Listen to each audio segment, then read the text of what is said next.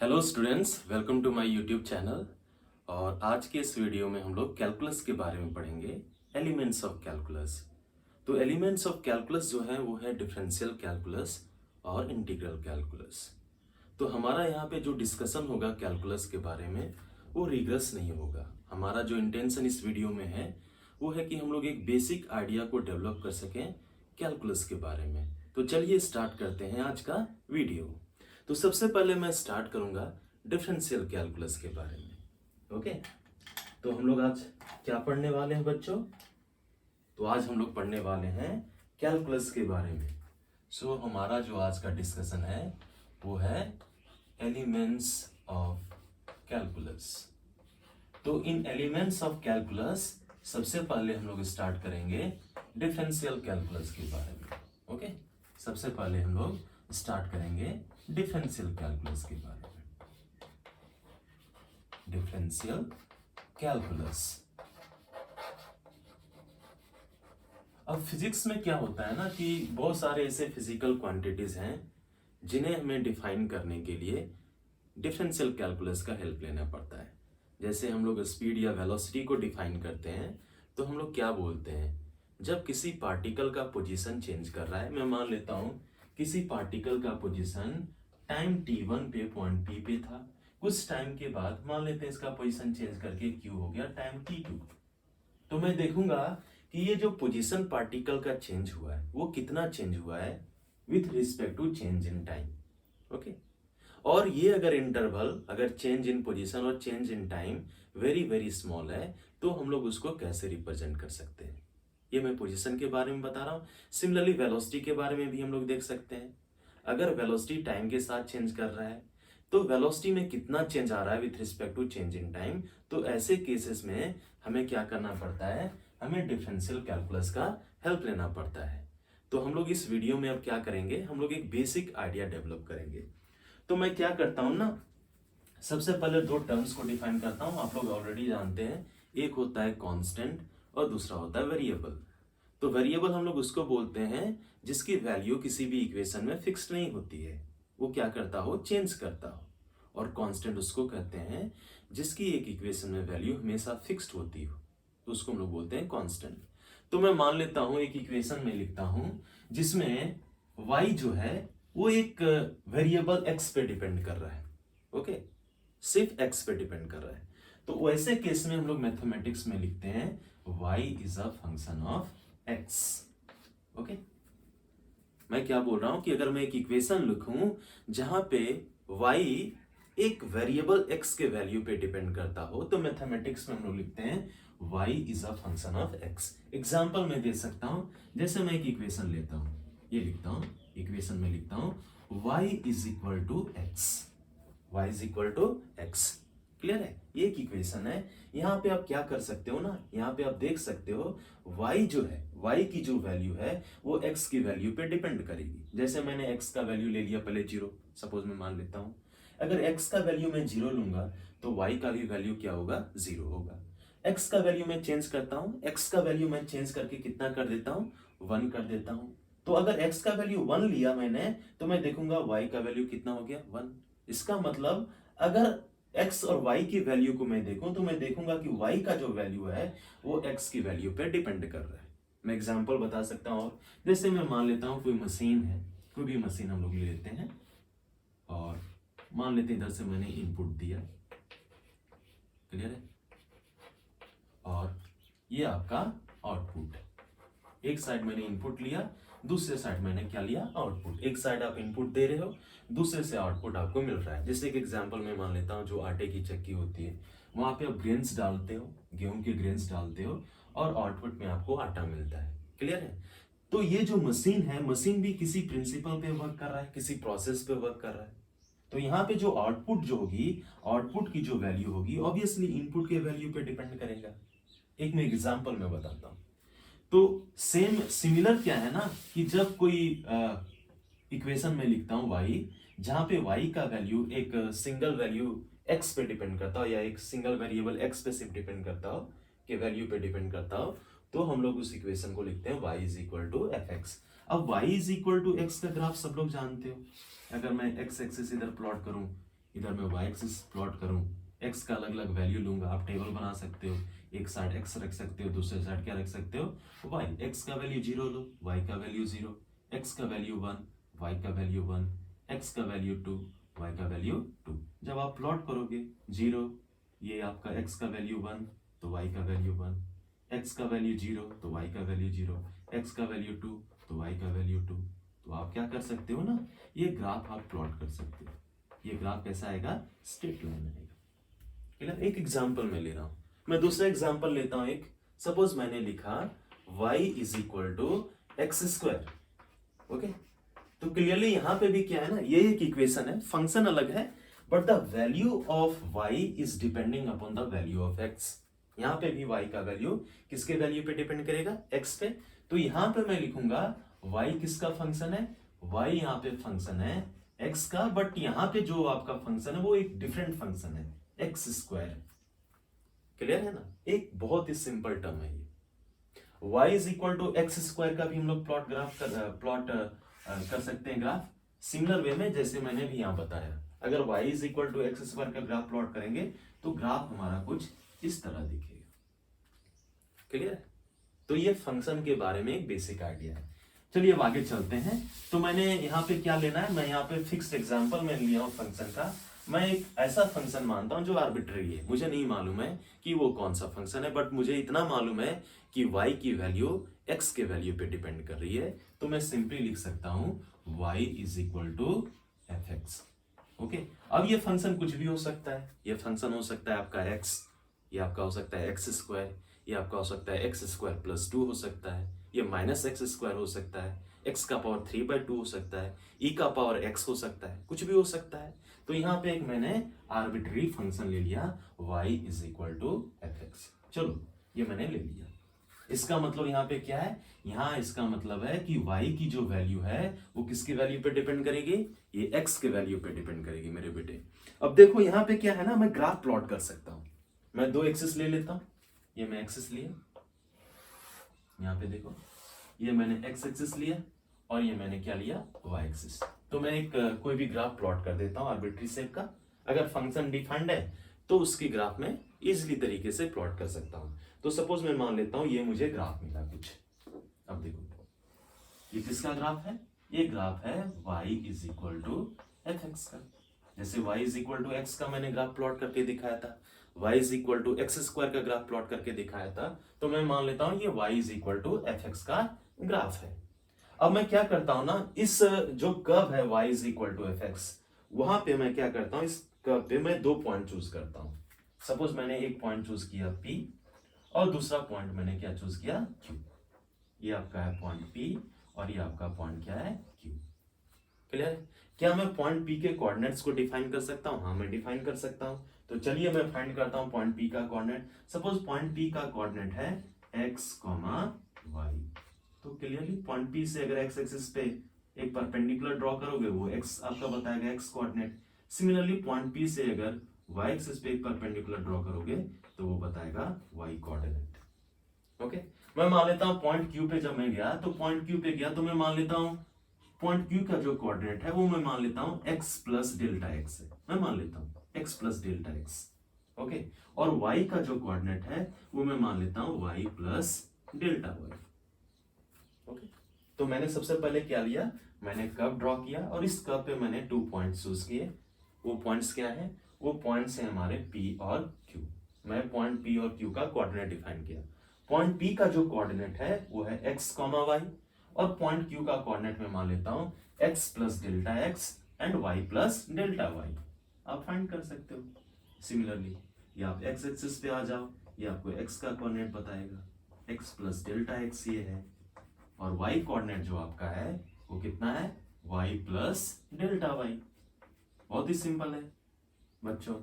अब आगे हम लोग चलते हैं। क्लियर है, अब मैं क्या करता हूं ना, एक लाइन ड्रॉ करता हूं पी क्यू, जो पॉइंट P और Q को क्या करता हूं, ज्वाइन करता हूं। एक लाइन सेगमेंट में ड्रॉ करता हूं जो पॉइंट इस पॉइंट को क्या करता हूं, ज्वाइन करता हूं। ये मैंने लाइन ड्रॉ किया। अब देखो ये वाली लाइन, ओके, ये मैंने लाइन ड्रॉ किया। अब मैं चाहूंगा कि इस लाइन का स्लोप फाइंड करूं। स्लोप का मीनिंग क्या होता है मैं ऑलरेडी एक्सप्लेन कर चुका हूं। स्लोप का मीनिंग होता है change in y, change in y bye change in x। Clear है? तो देखो अगर मैं पॉइंट P से Q की तरफ जा रहा हूं, पॉइंट P से Q की तरफ मैं जा रहा हूं इस लाइन सेगमेंट के अलोंग में, तो पॉइंट P पे जब मैं था तो x कोऑर्डिनेट जो था वो आपका था x, और x चेंज कर होके कितना हो गया x प्लस डेल्टा x। तो पॉइंट P से जब Q गए हो तो x में कितना चेंज आया है? x में देखो ये आपका x पहले था, अब x से हो गया x प्लस डेल्टा x। तो जो चेंज आया है वो बेसिकली इतना पार्ट है, और ये जो वैल्यू है आपकी वो कितनी है? Delta x। सिंपल। सिमिलरली जब पॉइंट P से Q पे गए तुम तो y में कितना चेंज आया? y में ये आपका चेंज आएगा, पॉइंट P ये आपका था, ओके ये आपका पॉइंट P है, और y एक्सिस पे पॉइंट P पे कितना है? y है।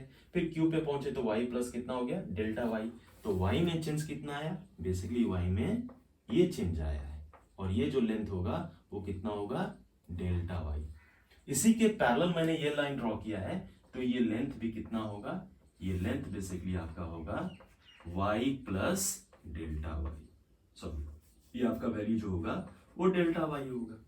अब स्लोप को हम लोग tan थीटा भी बोलते हैं, ये एंगल हम लोग डिफाइन कर सकते हैं। ये जो होता है slope of curve, slope of line PQ, तो बेसिकली ये एंगल होता है tan ऑफ थीटा। इस ट्रायंगल में आप देखो, इस पॉइंट को मैं आर्म अगर मैं मान लूं तो इस ट्रायंगल देखो PRQ में अगर tan थीटा ये वाला एंगल हम लोग लेते हैं, x एक्सिस के साथ जो एंगल बनाता है, तो tan थीटा को ही हम लोग स्लोप बोलते हैं, m। ओके, m से डिनोट करते हैं स्लोप को। चेंज इन y कितना हुआ? चेंज इन y हुआ आपका डेल्टा y, और चेंज इन x कितना हुआ? Delta x। ओके, ये एक सिंपल, बहुत ही सिंपल एक्सप्लेनेशन है यहाँ पे कैलकुलस के बारे में। अब आगे मैं चलता हूँ, इसी चीज को मैं अब थोड़ा सा अप्रोक्सीमेट करता हूँ। मैं क्या करता हूं ना, इस पॉइंट Q को मैं धीरे खींच के, धीरे धीरे देखो इस कर्व के अलोंग में y is equal to fx curve के अलोंग में आपको खींच के लाना है। मैं क्या करता हूं ना, इस पॉइंट Q को खींच के स्लोली स्लोली मैं ला रहा हूं very close two point P। तो जैसे जैसे आप पॉइंट Q को पॉइंट P की तरफ लाओगे, स्लोली अगर लाओगे, मैं एकदम पॉइंट P के बहुत क्लोज ले आया, बहुत क्लोज में ले आया, तो क्या होगा? ये जो आपका डेल्टा y का वैल्यू है वो अप्रोच करेगा 0, और डेल्टा x का वैल्यू, ये जो डेल्टा x का है, क्योंकि अगर पॉइंट Q को पॉइंट P के बहुत क्लोज ले आओगे, मान लेते यहाँ पे ले आया हूं, तो ये डेल्टा x होगा, और ये आपका क्या होगा? Delta y। तो डेल्टा x और डेल्टा y का वैल्यू जो होगा वो अप्रोच करेगा, ये जो आपका चेंज आया है डेल्टा x और डेल्टा y, ये आपका हो जाएगा क्या? वेरी वेरी स्मॉल, और ये अप्रोच करेगा 0 की तरफ, लेकिन ये वैल्यू 0 नहीं होगा। The value of delta y and delta x will approach towards 0, but its value will not vanish। इसकी वैल्यू 0 नहीं होगी। क्लियर है? तो मैं क्या करता हूं, अगर पॉइंट Q को पॉइंट P की तरफ मैं खींच के लाऊंगा तो ये लाइन सेगमेंट भी क्या कर जाएगा? ये लाइन सेगमेंट पॉइंट P पे आके एक टेंजेंट बन जाएगा। मैं इसी कर्व को ड्रॉ करता हूं, यहाँ पे देखो, मैं इस कर्व को फिर से ड्रॉ करता हूं, मैं इसको भी रब कर देता हूं, ठीक है। मैं इसी कर्व को ड्रॉ करता हूं, जब पॉइंट Q को मैं क्या लाया हूं? पॉइंट P के बहुत क्लोज लाया हूं। ये आप कर्व देखो, ये आपका x और ये आपका क्या है? y। ये मेरा कर्व था, क्लियर है? ये मेरा कर्व था, ऐसे करके गया था। अब मैं क्या कर रहा हूं ना, पॉइंट Q को पॉइंट P के बहुत क्लोज ले आ रहा हूं। जब पॉइंट Q को पॉइंट P के वेरी क्लोज लाओगे तो ये जो लाइन PQ है ना, वो एक टेंजेंट बन जाएगा एट पॉइंट P। तो ये आपका पॉइंट P था, क्लियर है? ये आपका पॉइंट P था, और पॉइंट Q को यहां से खींच के तुमने पॉइंट P के बहुत ही क्लोज ले आए हो। तो PQ को जो लाइन ज्वाइन करेगा, ये लाइन जो ज्वाइन करेगा PQ को, वो बेसिकली पॉइंट P पे क्या बन जाएगा? एक टेंजेंट बन जाएगा। क्लियर है? ये आपका बन जाएगा टेंजेंट। अगर ये इस लाइन को पॉइंट PQ को अगर ज्वाइन करोगे तो, क्लियर है, इस तरह कुछ लाइन जाएगा, तो पॉइंट P पे ये क्या बन गया? टेंजेंट बन गया। तो मैं क्या करता हूं ना, मैं फाइंड करता हूं ये tan थीटा, यहां पे मैं डिफाइन करता हूं फिर से। मैं मान लेता हूं अब डेल्टा जो पॉइंट Q पॉइंट P के वेरी क्लोज आ गया है, तो डेल्टा y जो होगा वो अप्रोच करेगा किसकी तरफ? 0 की तरफ, और डेल्टा x भी किसकी तरफ अप्रोच करेगा? 0 की तरफ। क्लियर है? जब पॉइंट Q को मैं खींच के पॉइंट P के पास ले आऊंगा तो डेल्टा वाई का वैल्यू भी अप्रोच करेगा टुवर्ड्स द जीरो और डेल्टा एक्स का वैल्यू भी अप्रोच करेगा टुवर्ड्स द जीरो। इसलिए मैं यहाँ पे इक्वालिटी का सिंबल नहीं लिखा हूँ, delta y is equal to zero में नहीं लिख दिया हूँ, ये जीरो नहीं हुआ है, क्लियर, क्लोज में लाया हूँ। और डेल्टा एक्स का वैल्यू मैं क्या लिख गया हूँ, टेंस टू जीरो लिखा हूँ, मैं इक्वल्स टू जीरो नहीं लिखा हूँ। इसका मतलब डेल्टा एक्स और डेल्टा वाई की वैल्यू जीरो नहीं हुई है, बट ये जीरो के बहुत क्लोज है, तो इस सिंबल को हम लोग बोलते हैं tends to zero, delta y tends to zero, delta x tends to zero. तो इसी लिमिट को जैसे अभी हमने स्लोप लिखा था m is equal to tan theta, अभी मैंने फाइंड किया था delta Y by delta x. अगर इसी स्लोप में मैं लिमिट लगाऊं, जैसे भी मैंने बताया कि डेल्टा वाई का भी वैल्यू मैं लिखूं टेंस टू जीरो और डेल्टा एक्स का वैल्यू क्या मैं लिखूं टेंस टू जीरो, बट मैंने बताया था कि जो y की वैल्यू है वो x पे डिपेंड करती है, तो अगर x पे आप लिमिट लगाओगे तो ऑलरेडी y पे लिमिट आ जाएगा, क्लियर है। जैसे क्लास में बहुत सारे बच्चे हैं, हल्ला कर रहे हैं, क्लियर है, और मैं एक बच्चे को बोल दिया कि बच्चा हल्ला नहीं करो, मैं अदरवाइज मैं तुम्हें क्लास से बाहर ले कर दूंगा, तो मैंने एक पे बोला तो ये कंडीशन सब पे अप्लाई हो गया ऑटोमेटिकली। इसका मतलब ये नहीं कि दूसरा बच्चा हल्ला करेगा तो उसको बाहर नहीं किया जाएगा, उसको भी किया जाएगा। तो सिंपल है, अगर मैं x delta y tends to zero लिखा हूं और delta x tends to zero, इसी इक्वेशन में मैं क्या लगा रहा हूं, लिमिटेशन लगा रहा हूं, m is equal to tan theta, okay, और यहाँ पे मैंने लिमिटेशन लगा दिया, मैं एक पे सिर्फ लगा रहा हूं यहाँ पे limit delta x tends to zero, ये आपका हो जाएगा delta Y by delta x, और डेल्टा वाई आपका कितना था, डेल्टा वाई था चेंज इन वाई, इसका मतलब y plus delta y, okay, minus y था, और एक्स में चेंज कितना आया है, चेंज इन एक्स को एक्स ही रहने देते हैं, डेल्टा एक्स में रहने देता हूं, क्लियर है। या आप लिख सकते हो x plus delta x minus x. अब ये जो है ना, ये जो वैल्यू है, इसी को हम लोग बोलते हैं differential of y with respect to x. Change in y with respect to change in x as limit delta x tends to zero is known as differential of y with respect to x. यही है meaning differentiation का। इसका मतलब ये आपका बन गया tangent. तो यहाँ पे जब लिमिट, ये जो आपका स्लोप होगा, limit delta x tends to zero, limit यहाँ पे भी लगा सकते हो, delta x tends to zero tan theta, और ये अब टेन थीटा, ये जो आपका बन गया है जो लाइन, वो क्या बन गया है, tangent at point P, clear है। तो as delta y tends to zero, delta x tends to zero, ये आपका जो हुआ delta Y by delta x, वो क्या बन गया है, वो बन गया है टेंजेंट, किस पॉइंट पे, at point P having coordinate x comma y. अगर वो समझ में ना आया तो यहाँ पे आप ध्यान दो, आप इस वैल्यू को मैं लिखा limit delta x tends to zero, delta Y by delta x. अब इस चीज को हम लोग मैथमेटिक्स में लिखते हैं d y by d x, और इसी को हम लोग पढ़ते हैं डिफरेंशियल ऑफ वाई और differentiation of y, differentiation of y with respect to x. यही आपका मीनिंग है डिफरेंशिएशन का, क्लियर है। और ये आपका वैल्यू क्या आ गया है, ये आपका वैल्यू, इधर भी आप लिमिट लगा सकते हो, क्लियर। डेल्टा वाई का वैल्यू मैंने लिख दिया था, तो यहाँ पे हम लोग बेसिकली लिखना था limit delta x tends to zero, और यहाँ पे डेल्टा वाई कितना मैं बताया था, चेंज इन वाई, मतलब पहले आपका फाइनल वैल्यू था delta y plus delta y minus initial value y divided by change in x delta x, और ये आपका वैल्यू क्या आ गया, limit y plus delta y minus y divided by delta x, limit delta x tends to zero. तो ये एक actual meaning होता है डिफरेंशिएशन का। अब ग्राफ से भी देख सकते हो। अब मैं क्या करता हूं, ये आप देखो, ये आपका क्या है, y प्लस डेल्टा वाई क्या है, आपने इनिशियली में क्या फंक्शन डिफाइन किया था, y is equal to f x define किया था, क्लियर। इसका मतलब y का वैल्यू कैसे रिप्लेस कर सकते हो, एफ एक्स से। अगर x का वैल्यू चेंज कर गया है, देखो x का वैल्यू अगर x प्लस डेल्टा एक्स हो गया है, F x plus delta x हो गया है, x का वैल्यू चेंज करके अगर x प्लस डेल्टा एक्स हो गया है, तो y का वैल्यू क्या हो गया था, y प्लस डेल्टा वाई। इसका मतलब y प्लस डेल्टा वाई किसके इक्वल है, y plus delta Y equal है F x plus delta X के। तो यहाँ से y को हम लोग रिप्लेस कर सकते हैं, y प्लस डेल्टा वाई को रिप्लेस कर सकते हैं in terms of function F x plus delta x, और y को रिप्लेस कर सकते हैं एफ एक्स के साथ। तो हमारे पास ये आपका फाइनल आ जाएगा, फाइनल एक्सप्रेशन आ जाएगा डिफरेंशिएशन का, तो फाइनल एक्सप्रेशन मेरे पास क्या आएगा, हमने अभी लाया ये expression dy by d x equals to, अभी मैंने बताया dy बाई डी एक्स किसको बोलते हैं, limit delta x tends to zero delta Y by delta X. Clear है?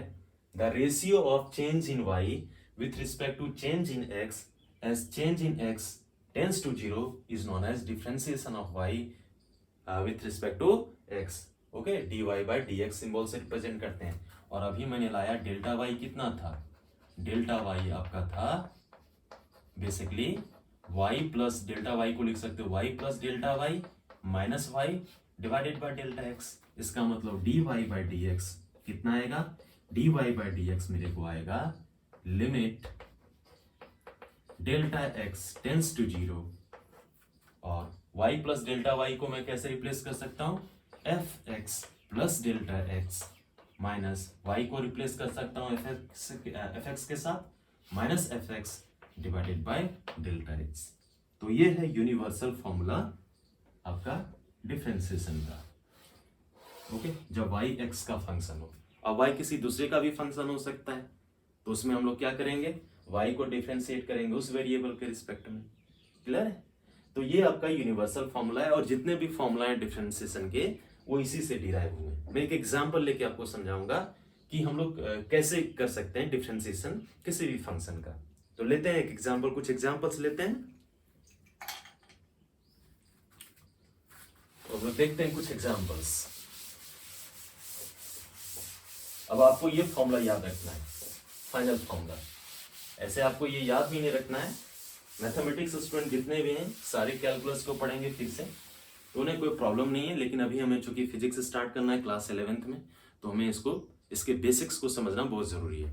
तो फाइनल आपको याद रखना है dy बाई डी एक्स क्या है, dy बाई डी एक्स अभी मैंने बताया था limit delta x tends to zero change in y with respect to change in x, और अभी मैंने फंक्शन के टर्म में डिफाइन कर दिया था limit delta x tends to zero f x plus delta x minus f x divided by delta x. तो ये आपका यूनिवर्सल फॉर्मूला है जो आपको क्या करना है, याद रखना है। क्लियर है? जितने भी फॉर्मूला हैं पहले एक मैं करके दिखा दूंगा, फिर सारे में फॉर्मूला रख दूंगा, क्योंकि मैं ऑलरेडी बता चुका हूं हमारा यहाँ जो इंटेंशन है इस वीडियो में वो है एक बेसिक आइडिया डेवलप करने का डिफरेंशिएशन के बारे में। हमारा जो डिस्कशन होगा वो एक रिगरस डिस्कशन यहाँ पे नहीं होने वाला है। चलो तो हम लोग देखते हैं। सबसे पहले एक मैं एग्जांपल लेता हूं। सपोज मैंने लिखा first y is equal to x. Clear है? आप फाइंड कीजिए dy बाई डी एक्स। इसलिए हम लोग फाइंड कर सकते हैं dy बाई डी एक्स क्या होगा। तो dy बाई डी एक्स के लिए फॉर्मूला हम लोग लगाएंगे, लेकिन मुझे चाहिए F x plus delta x और एफ एक्स चाहिए। तो सबसे पहले मैं स्टार्ट करूंगा, y की वैल्यू x पे डिपेंड करिए, तो मैं लिखूंगा y is a function of x, और ये फंक्शन तो मैं डिफाइंड है ऑलरेडी यहाँ पे दे दिया है x। अब मैं क्या करूंगा, अगर x का वैल्यू चेंज करूंगा तो y का वैल्यू चेंज हो जाएगा। मैं मान लेता हूँ x का वैल्यू अब जो नया चेंज हो गया वो हो गया x प्लस डेल्टा x, तो y का भी वैल्यू चेंज कर जाएगा क्योंकि y की वैल्यू x पे डिपेंड कर रही है। तो y प्लस क्या हो गया, डेल्टा y। तो आपके पास जो नया फंक्शन आ जाएगा वो आएगा y plus delta y is equal to f x plus delta x minus y f x plus delta x, और ये x हो गया x प्लस डेल्टा एक्स। तो f x plus delta x और मुझे एफ एक्स मिल गया। तो dy बाई डी एक्स का फॉर्मूला पुट कर देते हैं। dy by d x is equal to कितना है, लिमिट डायरेक्ट में लिखता हूं delta x tends to zero f x plus delta x. F x plus delta x मेरे पास कितना है, x प्लस डेल्टा एक्स है, माइनस एफ एक्स कितना है, एफ एक्स मेरे पास है x, तो मैं लिख देता हूँ x divided by delta x, plus x minus x खत्म हो जाएगा, delta x by delta x बचेगा।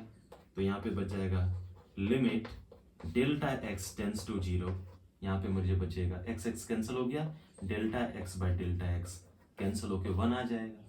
तो x तो है ही नहीं, तो उसमें लिमिट भी लगाने की जरूरत नहीं, डेल्टा एक्स बचा ही नहीं, तो ये वैल्यू कितना आ जाएगा 1। इसका मतलब dy बाई डी एक्स कितना आ गया है 1। 1 को क्या मैं इस तरह लिख सकता हूँ 1 इंटू एक्स का पावर 1 माइनस 1। 1 माइनस 1 क्या होगा 0, x का पावर 0, किसी का भी पावर 0 लेते हैं वो 1 होता है, और 1 इंटू 1 1 ही आ जाएगा। तो 1 लिखेंगे। मैं ऐसा क्यों रिअरेंज किया हूं मैं भी बताऊंगा आगे चल के।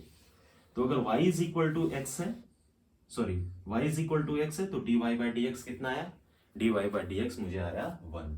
मैं दूसरा एग्जाम्पल लेता हूँ। ओके, ये मैं सेकंड एग्जाम्पल लेता हूँ। अगर मैं लेता हूँ y is equal to x square, तो मैं कैसे फाइंड करूंगा dy by d x. Okay, तो इसका dy बाई डी एक्स क्या होगा, इजिली हम लोग फाइंड कर सकते हैं इसका। जो मैंने टेक्निक बताया उसी टेक्निक को फॉलो करो। सबसे पहले मैं क्या लिखूंगा कि y ये जो वेरिएबल है वो एक सिंगल वेरिएबल x के वैल्यू पे डिपेंड करेगा। तो यहां पे मैं लिखूंगा y is a function of x, y is a function of x में लिखूंगा। अब मैं क्या कर रहा हूं ना, और ये फंक्शन तो मैं डिफाइन कर दिया है, ये है एक्स स्क्वायर। अगर x का वैल्यू आपने चेंज कर दिया, न्यू वैल्यू x का हो गया x प्लस डेल्टा x, तो y का भी वैल्यू चेंज करके कितना हो गया y प्लस डेल्टा y।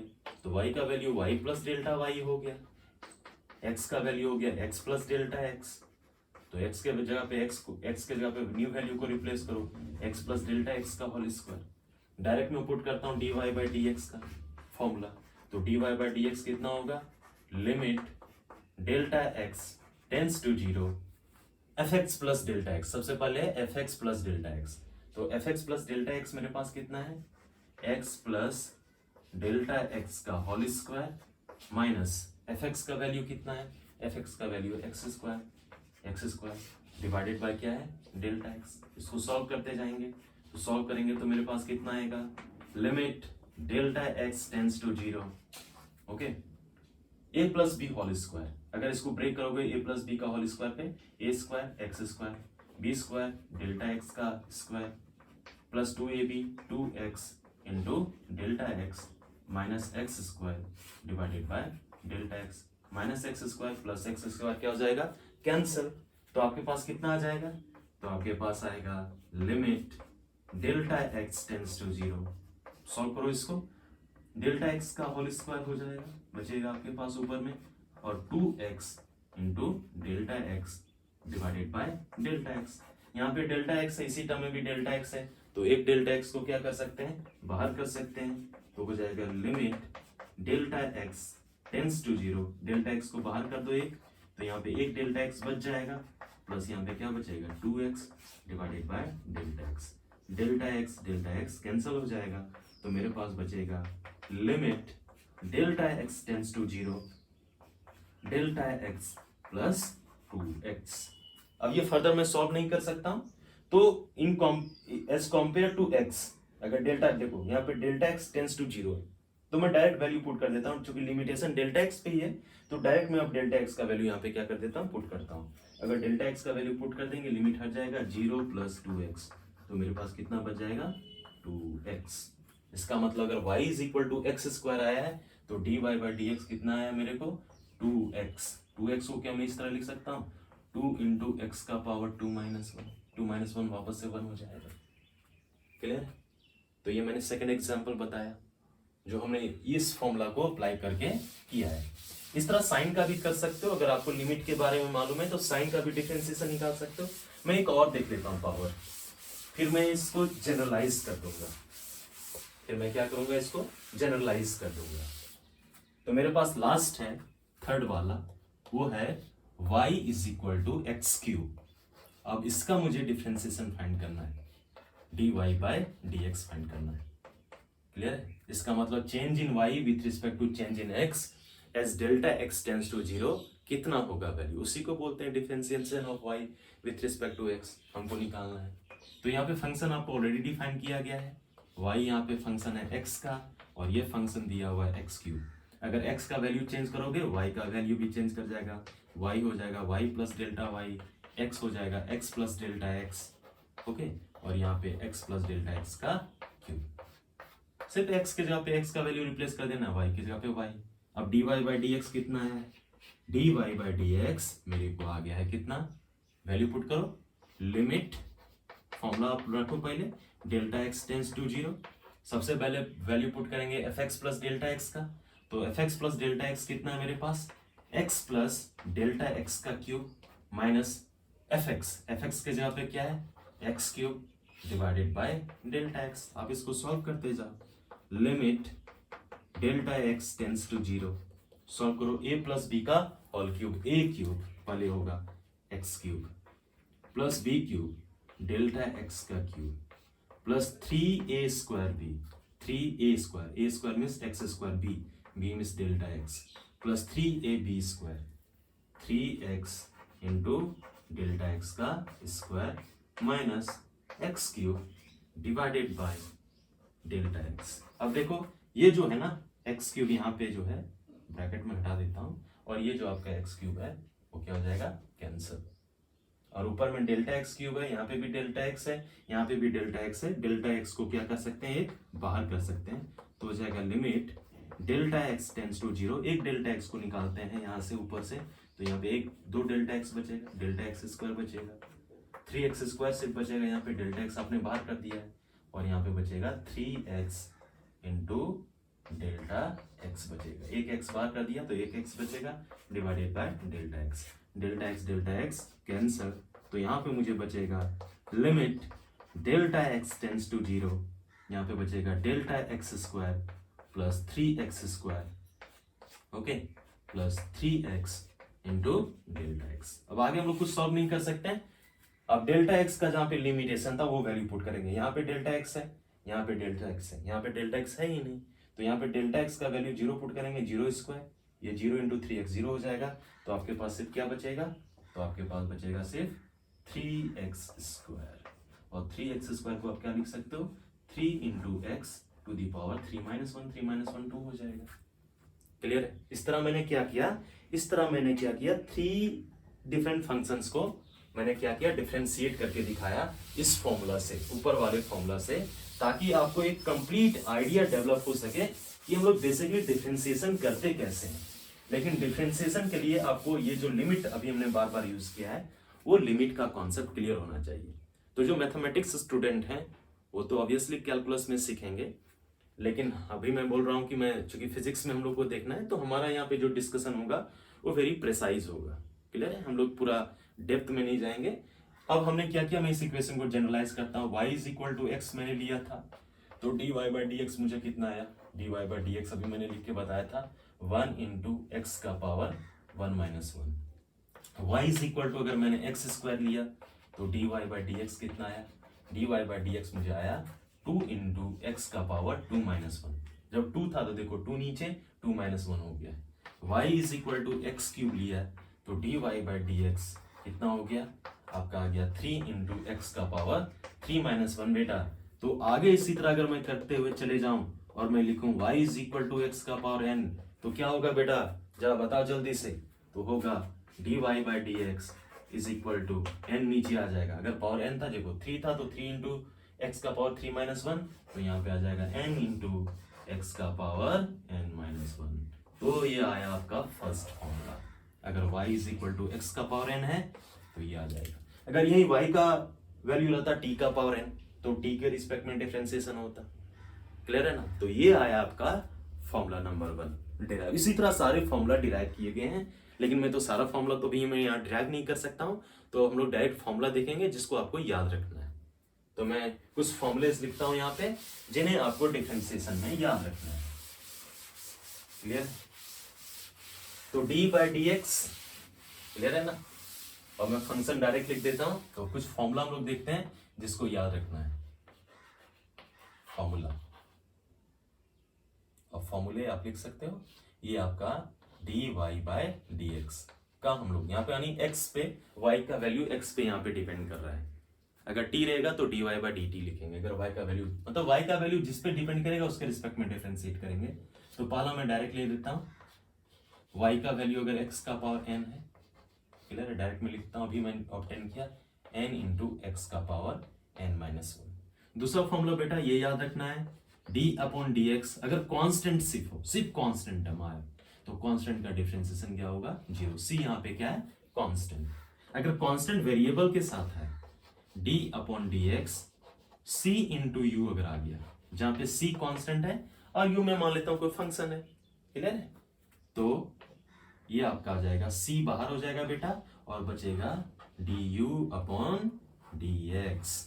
अब कभी कभी क्या होता है ना, मैं तो सिंगल टर्म बार बार ले रहा था, अब मैं मान लेता हूँ एक टर्म दूसरे टर्म के साथ ऐड हुआ है। जैसे मैं मान लेता हूँ तुम्हारे पास फंक्शन है x³ + x² + x + 1, इस तरह लंबा फंक्शन जाए, तो आप कैसे ब्रेक करोगे?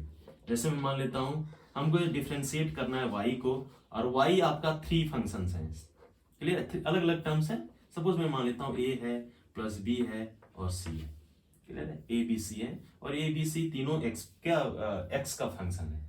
तो ऐसे में आपको क्या करना, टर्म्स को सेपरेट कर लेते हैं। अगर प्लस है तो प्लस जाएगा, तो ये हो जाएगा dA upon dx plus dB upon dx plus dC upon dx। अगर यहाँ पे माइनस साइन रहा हो तो यहाँ पे माइनस साइन आ जाएगा, यहाँ पे माइनस साइन रहा तो यहाँ पे माइनस साइन आ जाएगा। तो प्लस माइनस के लिए आपको वैसे ही रीअरेंज करना है। कभी कभी इस तरह फंक्शन आपको दिखेगा। चौथा फंक्शन बेटा आपको इस तरह भी दिख सकता है, जैसे मैं मान लेता हूं u इंटू वी, दो जैसे मल्टीप्लाई है, अलग अलग फंक्शन। जैसे मान लेते हैं u है e to the power x और v है x। तो ऐसे केस में अगर दो फंक्शन एक साथ मल्टीप्लिकेशन के टर्म में हो तो हम लोग एक को बाहर कर लेते हैं, पहले u को बाहर कर लेंगे। अगर dx आप x के रिस्पेक्ट में कर रहे हो तो u बाहर आ जाएगा, हो जाएगा dv बाय dx प्लस अब v को बाहर कर दो और डिफरेंशिएशन होगा u का du अपॉन dx। क्लियर है? ये आपका होगा। मल्टीप्लिकेशन का भी कर दिया, एडिशन सब्ट्रैक्शन का रूल बता दिया, यहाँ मल्टीप्लिकेशन का रूल बता दिया। नेक्स्ट रूल हम लोग देखते हैं बेटा, फॉर्मूला देखते हैं। क्या होगा फॉर्मूला? ये होगा फॉर्मूला आपका, सपोज u बाय v के टर्म में हो, क्लियर है, y एक फंक्शन है जिसमें दो टर्म्स हो या मोर देन 2 टर्म्स हो, एक साथ आ रहे हो नीचे ऊपर में, और u बाय v डिवीजन के फॉर्म में हो, तो ये जो आपका फॉर्मूला होगा वो होगा v into d u upon d x minus ये आपका हो जाएगा u into d v upon d x divided by v square हो जाएगा बेटा, ये फॉर्मूला होगा। नेक्स्ट हम लोग देखते हैं साइन एक्स का क्या होगा, d upon d x of sine x, sine function. कुछ ट्रिग्नोमेट्रिक फंक्शन का भी देख लेते हैं। साइन का होगा कॉस एक्स। सेवेंथ में हम लोग ले लेते हैं d upon d x of cos x देख लेते हैं, तो कॉस एक्स का होगा माइनस साइन एक्स, ओके। और ये हम लोग देख लेते हैं लास्ट में टेन एक्स का, टेन एक्स का होगा sec square x, okay. Ninth में हम लोग ले लेते हैं एक्सपोनेंशियल फंक्शन का e to the power x का सेम होगा e to the power x। और टेंथ में हम लोग देख लेते हैं d upon d x of log x या ln x। लॉग x का होता है 1 बाय x, या ln x भी रहेगा तो होगा 1 बाय x।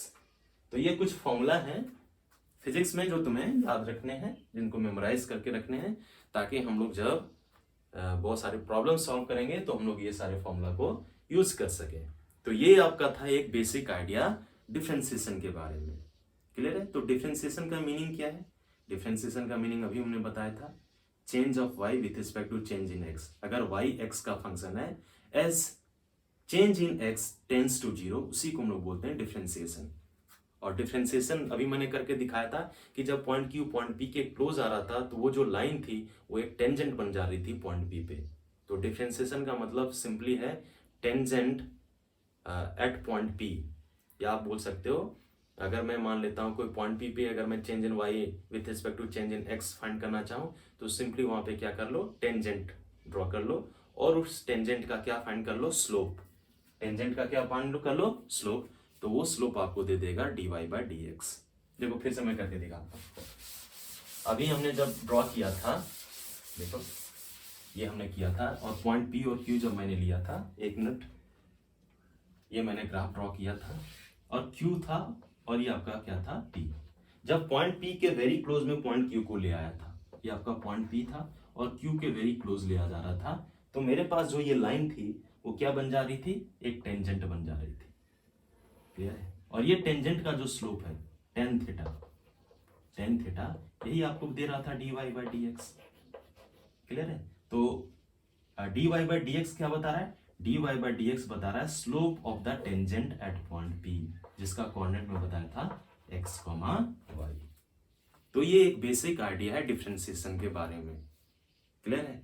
अब हम लोग आएंगे next part of the calculus या next element of the calculus, जिसको हम लोग बोलते हैं इंटीग्रेशन, ओके।